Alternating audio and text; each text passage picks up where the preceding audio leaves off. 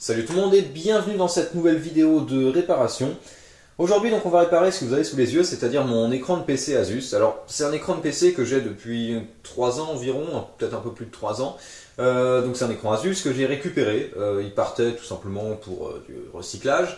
Et je l'ai récupéré et je l'ai réparé parce que quand je l'ai récupéré cet écran avait un problème, c'est-à-dire qu'il affichait rien du tout. Enfin qu'il affichait de la neige, quoi, du bruit, mais pas d'image, rien, enfin comme s'il y avait un problème quelque part. Et il y avait un problème. Donc j'ai réparé cet écran, c'était un problème de condensateur, et j'ai changé tous les condensateurs de la carte logique. Par mesure préventive, je les ai tous changés. Et depuis environ 3 ans, j'utilise cet écran, il marche parfaitement. Mais depuis quelques temps, il a décidé de retomber en panne. Cette fois-ci, il ne veut plus démarrer. Alors, quand je dis il ne veut plus démarrer, en fait, il finit quand même par fonctionner, mais j'ai des problèmes pour le faire s'allumer. Ça peut prendre, si on fait rien, ça peut prendre des heures quoi, avant qu'il s'allume. Donc je vais vous montrer un peu tout ça. Donc voilà l'écran, il est branché actuellement, je ne l'ai pas allumé. Et donc si on essaye de l'allumer, alors déjà c'est pas toujours facile d'arriver à le faire s'allumer. Donc le bouton n'est pas terrible. Et en plus de ça, on va vite tomber sur un problème. S'il veut bien s'allumer. Voilà, donc là l'écran essaye de s'allumer. Alors je ne sais pas si ça va se voir à la vidéo, mais on a la petite LED bleue, parce qu'il y a une petite LED bleue sur le bouton Power qui clignote très brièvement et qui s'éteint. On entend un petit clic qui vient de l'arrière de l'écran, et il ne se passe rien. Et on peut laisser l'écran tourner comme ça, si on veut, pendant des heures, avant que finalement il finisse par s'allumer. Alors évidemment, quand on a un problème d'allumage comme ça, je me suis tout de suite posé la question de qu'est-ce que vaut l'alimentation. Si on regarde l'écran comme ça, c'est un peu comme une voiture qui n'arriverait pas à démarrer. On sent que ça essaye de démarrer, il y a la LED qui clignote et tout, on entend un petit bruit et puis boum, ça retombe parce que comme si ça n'arrivait pas à s'allumer avant de réessayer en boucle. Donc c'est un peu ça. Une petite astuce que j'ai trouvée par contre, parce que j'ai continué d'utiliser l'écran ces derniers temps, c'est tout simplement si on prend un sèche-cheveux et qu'on chauffe l'arrière de l'écran. Alors j'ai démonté tout l'arrière de l'écran. Je sais pas si je peux vous le montrer là. Voilà, j'ai déjà démonté tout l'arrière de l'écran avant la vidéo. Il est démonté depuis à peu près une semaine. J'utilise l'écran comme ça. Donc on entend qu'il y a le clic qui vient de quelque part par là. Donc ça, je vais vous montrer après. C'est là où se trouve la carte d'alimentation. Et donc j'ai remarqué que si on venait chauffer cette zone avec un sèche-cheveux par exemple, eh bien l'écran finissait par s'allumer. Alors c'est parti pour la démonstration. Pour le moment, l'écran est toujours éteint. Je vais venir chauffer la carte et vous allez voir qu'il devrait normalement s'allumer.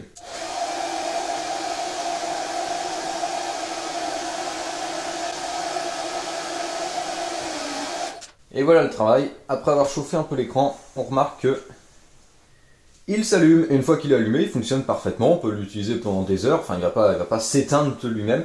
Donc, clairement, il y a un problème qui vient de la carte d'alimentation. Ça, on peut le déduire assez facilement. Donc, la meilleure solution, c'est d'aller y jeter un coup d'œil. Bon, alors, juste avant d'aller démonter l'écran, quand même, petite précision également, une petite observation que j'ai faite. C'est que depuis quelques temps, l'écran avait un petit problème. C'est qu'il s'allumait. Ça, pas de problème. Mais la partie son, parce qu'il y a des haut-parleurs en haut de l'écran, la partie son, donc si on a de l'audio qui arrive de l'HDMI ou de l'entrée jack qu'on a, donc bref, l'audio ne marchait pas. C'est-à-dire que l'écran s'allumait, mais on n'avait aucun son qui sortait de l'écran. Et il suffisait simplement d'éteindre et de rallumer l'écran pour que le son revienne. Donc ça, c'est un problème assez courant. Il suffisait d'éteindre, rallumer, sans même attendre. Hein, vous éteignez, vous aurez rallumé, et hop, le son revient. Ce que j'ai remarqué également depuis quelques temps, c'est que maintenant que je chauffe l'écran avec le sèche-cheveux pour pouvoir l'allumer, le son fonctionne parfaitement bien. Donc le son s'allume en même temps que l'écran. Donc je pense que mon problème de son que j'avais déjà depuis quelques temps provenait tout simplement de la carte d'alimentation, encore une fois, qui doit probablement sortir plusieurs tensions pour l'écran, pour la carte principale et pour la carte des signaux et pour la partie amplification audio. Donc je pense qu'il y avait des merdes encore dans les condensateurs quelque part, ce qui faisait que l'écran s'allumait mais qu'on n'avait par exemple pas d'alimentation au niveau de l'ampli ou quelque chose comme ça. Donc bref, je vais démonter tout ça et on va aller jeter un œil à cette carte. Donc je viens d'extraire la dalle du châssis, donc on se retrouve avec toute la partie châssis. Ici on a la carte, donc traitement des signaux, les entrées-sorties sont en bas et l'écran vient se connecter à l'aide de ce câble-là, c'est ça qui vient se connecter sur la dalle. Et donc de l'autre côté, on trouve la partie alimentation avec le connecteur, donc le cordon d'alimentation qui vient se connecter ici. Et toute la partie, donc c'est une alimentation à découpage, hein, toute la partie découpage, sachant qu'on a également l'inverteur qui est dedans, donc ce qui permet de fournir les tensions pour la dalle, puisque les dalles LCD doivent être alimentées avec des tensions assez fortes. Donc on a une partie qui se trouve donc sur la partie là, il me semble, de la carte électronique, qui sert à alimenter la dalle avec la haute tension nécessaire. Donc il va falloir extraire cette carte, donc pour ça c'est assez simple, il n'y a que 4 vis. Et il y a simplement le câble là qui la relie, voilà, au reste, à la carte logique.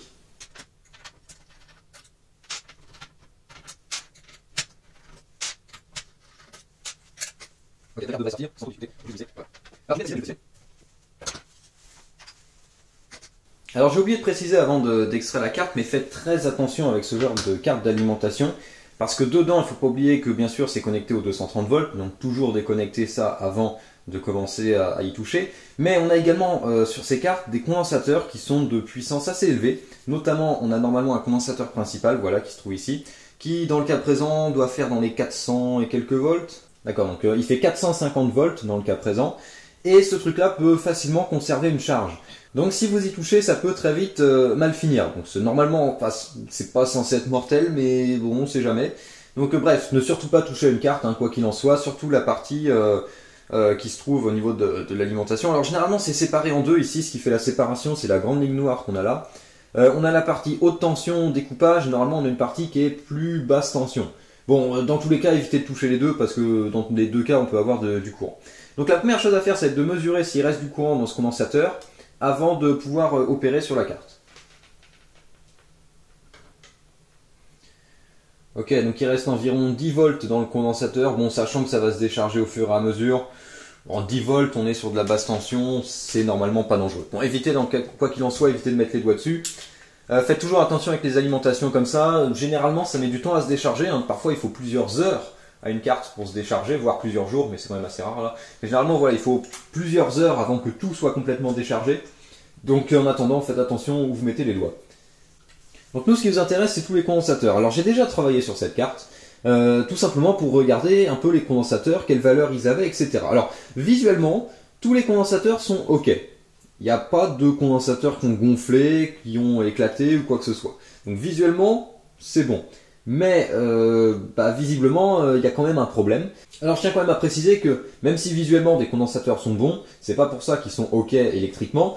Et je tiens aussi à dire que quand j'ai changé ceux de la carte d'électronique, donc sur la carte logique, c'était également les condensateurs qui étaient HS et ils présentaient aucun signe de défaillance. Ils étaient, visuellement, ils étaient nickel. Or, pourtant, je les ai changés et finalement, c'était bien eux qui étaient en cause. Donc, chez Asus, à mon avis, ils ont quand même utilisé des condensateurs de qualité assez moyenne.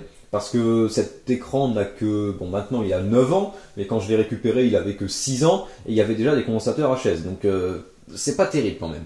Donc je vais essayer de remplacer tout ça. Alors bien sûr, j'ai déjà regardé un peu la carte, puisque j'ai déjà acheté des condensateurs.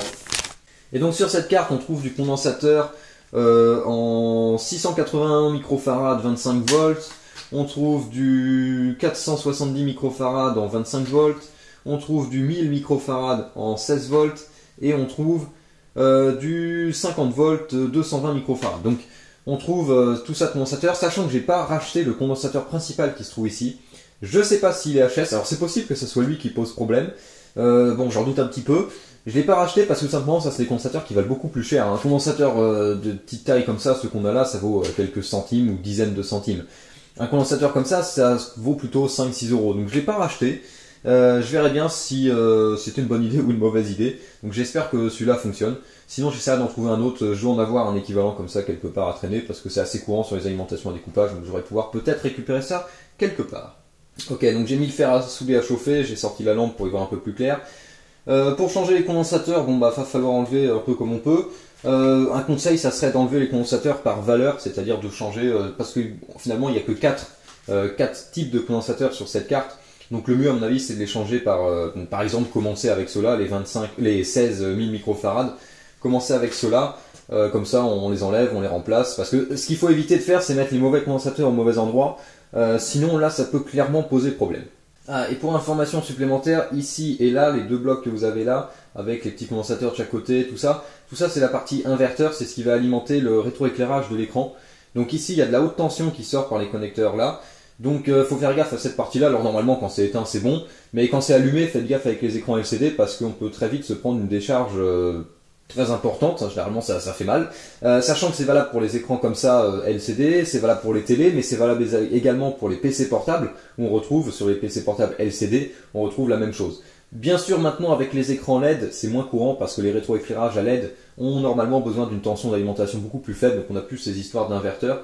Donc c'est vrai que sur les écrans récents c'est moins un problème, mais sur les écrans qui étaient des plus anciens LCD, on a toujours cette partie-là qui est assez dangereuse.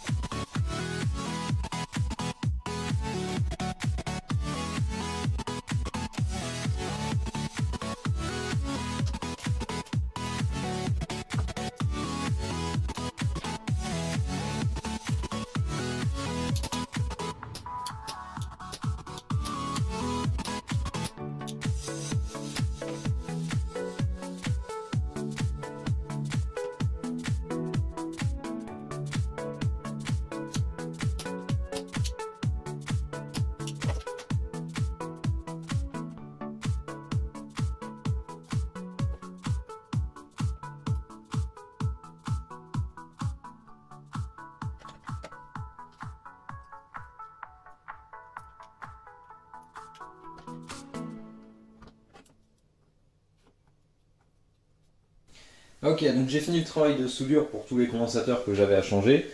Bon, ça se fait assez bien, assez vite. Tout a l'air en place. Logiquement, j'ai suivi les polarités. Surtout, donc très important, avec les condensateurs comme ça électrochimiques, il y a une polarité, il y a un plus et un moins. Surtout, ne les inversez pas parce que ça pourrait faire quelques dégâts. Donc vérifiez bien quand même que tout est ok avant de remettre sous tension. Donc voilà, sinon tout passe. Alors j'ai pas changé le gros bien sûr, donc on va voir si c'est bon ou pas. Sinon donc les anciens condensateurs, ceux que j'ai changés, ont pas une tête... bon, ils sont pas gonflés quoi que ce soit, mais c'est vrai qu'ils ont l'air un peu secs on va dire. Ils ont l'air un peu cuits. Et surtout ils sont très légers par rapport à ceux que j'ai mis, ils sont plus légers. Donc je pense pas que ce soit des condensateurs extraordinaires. Sinon au niveau des marques, on a du Elite et on a principalement du Capscon. Donc bon, je sais pas, c'est pas extraordinaire. Donc on va voir ce que ça donne, je vais remonter ça dans le châssis et bon, on va essayer d'allumer. Ok, écran le retour, donc je viens de remonter la dalle. Alors je peux pas le remonter ici, parce que j'ai pas vraiment la place, l'écran est trop grand pour pouvoir que je remonte sur le plan de travail ici, et puis j'ai pas envie de rayer la dalle ou quoi que ce soit. Donc je vais rebrancher ça, on va voir ce que ça donne. Voilà. Attention, pas d'explosion. Pas d'explosion pour le moment. Logiquement, voilà, il devrait essayer de s'allumer une fois, et si tout va bien... Oh là là, magnifique! Du premier coup. C'était pas arrivé depuis pas mal de temps. On peut l'éteindre, l'allumer. Ou alors le bouton est pas parfait non plus, mais... Génial. Génial, c'est parfait ça. Donc oui, évidemment, il n'y a pas de câble branché. Donc bah nickel, ça marche. Donc j'ai eu raison finalement de ne pas remplacer le gros condensateur de 450 volts là. Tout simplement parce que bah, c'est rarement ces condensateurs là qui sont en cause en réalité. La plupart du temps, c'est des condensateurs qui sont vachement solides et qui durent assez longtemps. Donc ils peuvent être en cause, mais c'est vrai que c'est pas quand même la panne la plus courante. Donc ici voilà, j'ai eu raison, ça remarche. Bon bah tant mieux, maintenant je vais remonter l'arrière de l'écran parce que ça fait plus d'une semaine maintenant, voire même 2 semaines que j'ai plus le dos de l'écran. Donc je vais remonter ça.